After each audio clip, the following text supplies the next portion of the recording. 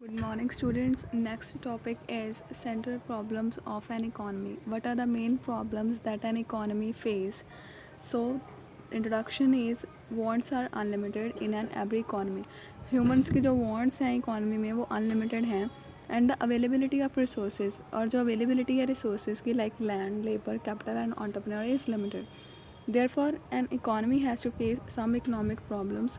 इसीलिए कि इकॉनमी है वो इकोनॉमिक प्रॉब्लम्स फेस करती है. These economic problems of an economy are known as central problems of an economy. इन प्रॉब्लम्स को सेंट्रल प्रॉब्लम्स बोला जाता है.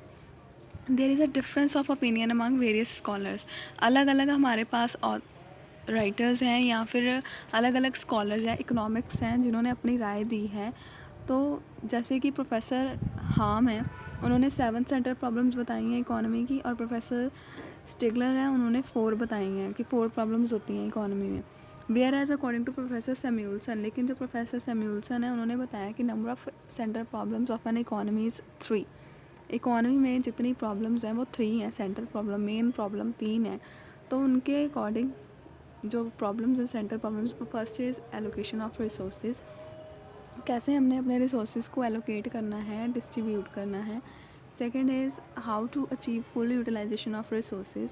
And third one is how to promote growth of resources. So one by one इन points को read out करेंगे. First point is आपको यहाँ पे फ़्लो चार्ट दिया गया है. आपने आपकी प्रेजेंटेशन अच्छी बनाने के लिए as it is flow chart draw करने हैं और इससे आपका जो क्वेश्चन है वो प्रेजेंटेबल लगता है. सो ऐसे बनाना है अपने. सेंटर में सेंट्रल प्रॉब्लम्स लिखनी है, उसके बाद 3 जो मेन हेडिंग है, और एलोकेशन ऑफ रिसोर्सेज के अंडर 3 हेडिंग आते हैं. What to produce, how to produce, how much to produce and for whom to produce. ये ऐसे एज इट इज़ बनाना है आपने. So the explanation of this points are, first point is allocation of resources. कैसे हमने resources को allocate करना है. So allocation of resources refers to the use of scarce resources.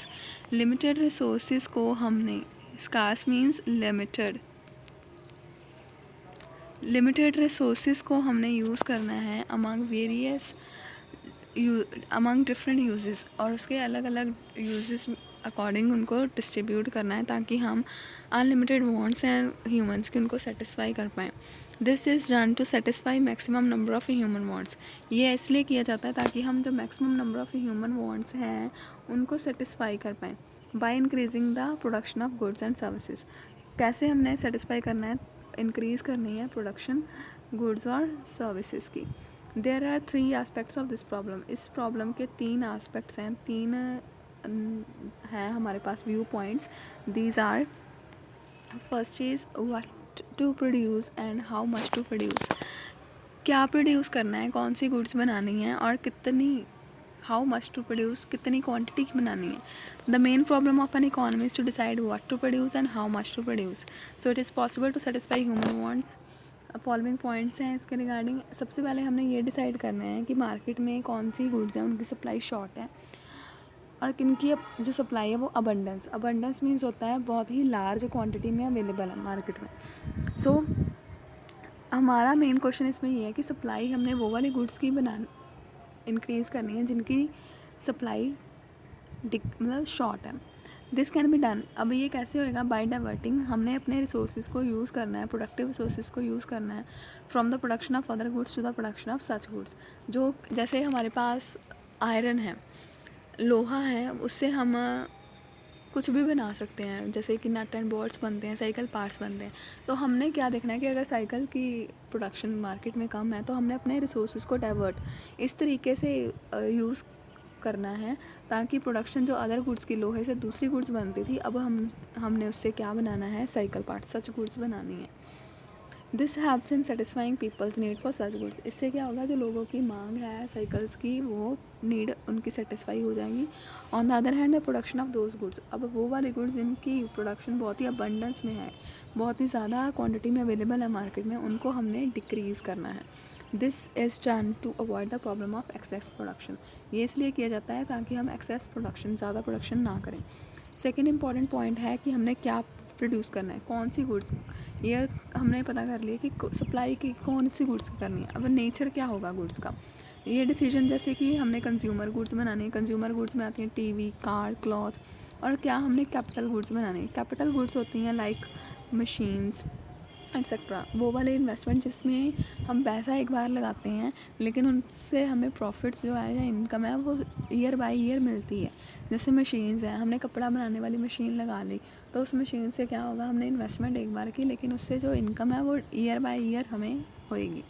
So this decision about the production of consumer good depend upon the distribution of income. ये जो decision है हमारा base करता है डिस्ट्रीब्यूशन ऑफ इनकम, डिस्ट्रीब्यूशन कैसे हमने income को distribute किया है इकॉनमी में।